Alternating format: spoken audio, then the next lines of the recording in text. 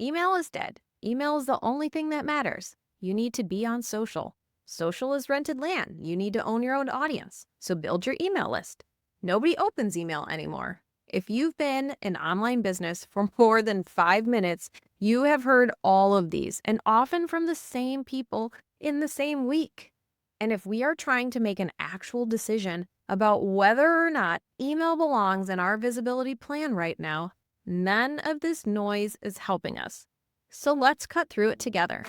Hi, I'm Cindy Gordon, a selective visibility strategist and business mentor. I built and sold multiple online businesses, and I'm the founder of the Unmistakable Movement.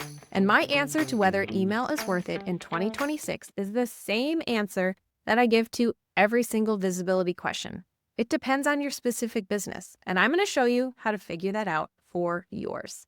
If you want more of this, my Thursday email newsletter is where it's at. 1,500 entrepreneurs and growing, link in the show notes if you want to join us. So the real problem with the email debate is that most people are asking the wrong question. They are asking, is email worth it? As if it's a universal answer that applies to every single business, every single audience, and every single revenue model. There isn't a universal answer to this question. The question that actually moves you forward is, given my specific audience, my specific offer, and how my specific clients are making buying decisions, does email belong in my visibility plan? And that's a question that you can answer. And that answer tells you something concrete about what to do next. The question isn't whether email is dead. Anyone telling you that email is dead in 2026 still has an email list, I guarantee it.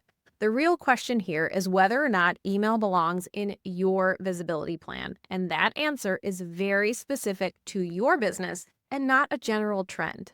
Here's the framework that I use when I'm helping someone evaluate whether or not email belongs in their visibility strategy. First, if you look back at your last 5 to 10 sales and trace how those people found you and what moved them to buy, what does that path look like? If email is already part of that path, even in a small way, that's your answer. If email is completely absent from the buyer journey that you've already had, that tells you something too. Second question, how does your audience make decisions? Some audiences are impulsive. Some see something on social and buy it immediately. Some audiences need more time, more touch points, more trust built before they can commit. If your offer requires relationships and trust before someone buys, email is almost always worth it. Because email is the one channel where you can show up in someone's space consistently over time without the algorithm deciding who sees it. Third question, what's the actual cost to you? Not just money, but time, energy, creative bandwidth. A newsletter that you write under obligation doesn't reflect your voice. That is way worse than no newsletter at all.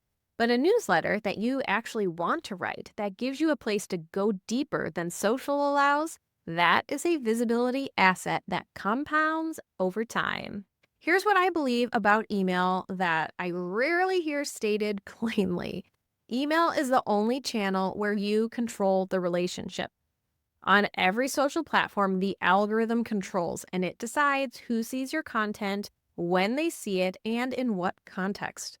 Your reach can disappear overnight with a platform update. Your account can be randomly suspended. The audience that you spent years building can become inaccessible in ways that are completely out of your control. The email list is yours. When someone gives you their email address, they've invited you into a space that they actually check. They've opted in to hearing from you. That's a different level of access than a follow or a connection. In a trust recession, when audiences are more skeptical than ever, when AI has made everybody's content feel the same, and when people are guarding their attention more carefully, email is the one place of few that showing up consistently and sounding like yourself can genuinely build the kind of trust that converts. Does that mean that everybody needs an email list? No, some business models genuinely don't need it. Some audiences don't respond to it. But the online businesses that I work with aren't asking the questions seriously enough. They're either neglecting email because social feels more exciting or chasing email metrics because someone told them that the list is everything without ever asking whether it fits their actual business. If you're going to test email seriously, treat it like a channel worth committing to for at least 90 days with a clear strategy. So, not a broadcast list where you only show up when you have something to sell, but a place where you show up as yourself consistently and with something worth reading. The businesses that I've watched build real trust with their audience through email aren't the ones with the biggest lists. They are the ones whose subscribers actually open and read because the content sounds like a real person with a real point of view, not something that a chatbot wrote. That's the bar. Not frequency, not list size, but does your email sound like you and is it worth reading? If you can say yes to both, email is worth it for your business. And if you can't say yes yet, that's the work that you need to do before you worry about any other email strategy.